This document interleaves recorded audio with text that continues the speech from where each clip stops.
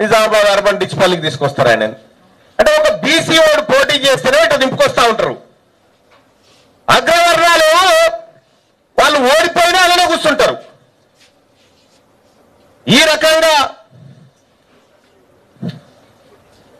బీసీలకు అన్యాయం జరిగింది. ఇక్కడ 2 జనరల్ స్థానాలు ఉన్నాయి జెడ్పీటీసీలు. ఇదే బాన్స్వాడ నియోజకవర్గంలో బాన్స్వాడ మొస్రా ఈ 2 జెడ్పీటీసీలు అన్రిజర్వ్ లో ఉంటే ఓసీలో ఉంటే అవి 2 రెడ్లకే దక్కినాయి. అలాగే అన్రిజర్వ్ స్థానాల్లో మరో 2 బీసీలు తీసుకోగలిగారు. ఇక్కడ అంటే బీసీలలో వచ్చినటువంటి చైతన్యం ఇక్కడ కనిపిస్తా ఉంది. ఇక్కడ నిజామాబాద్ రూరల్లో కాంగ్రెస్ పార్టీ ఓసీలకు 5 సార్లు ఇచ్చింది, బీసీలకు 5 సార్లు ఇచ్చింది. తెలుగుదేశం పార్టీ 8 సార్లు ఓసీలకే ఇచ్చింది. ఇక్కడ బీఆర్ఎస్ 1 సారి, బీజేపీ 2 సార్లు. ఈ నిజామాబాద్ అర్బన్ లో 1,57,361 మంది ఓన్లీ బీసీ ఓటర్లే ఉన్నారు. ఈ అగ్రవర్ణాలు ఎంతమంది ఉన్నారంటే 10,918 మంది ఉన్నారు. ఇక్కడ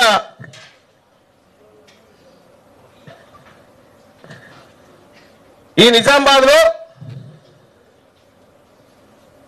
జెడ్పీటీసీలో కూడా అగ్రవర్ణాలే మెజార్టీ వాటాను తీసుకోవడం జరిగింది.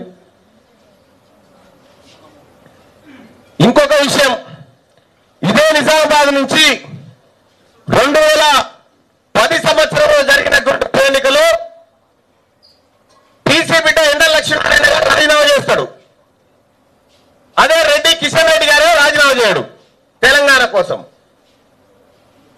ఇక్కడ ఆ రోజు డి శ్రీనివాస్ గారు గెలిస్తే ముఖ్యమంత్రి అయ్యేటోడు, ఒక బీసీ బిడ్డ ముఖ్యమంత్రి అయ్యేటోడు. ఆ రోజు ఆ బీసీ బిడ్డ ముఖ్యమంత్రి అయ్యేది వీళ్ళందరూ కలిసి ఆయనను ఓడగొట్టి బీసీలకు వచ్చిన సదావకాశాన్ని ఎట్లా కొల్లగొట్టారో నాకంటే ఎక్కువ నిజామాబాద్ ప్రజలకు తెలుసు.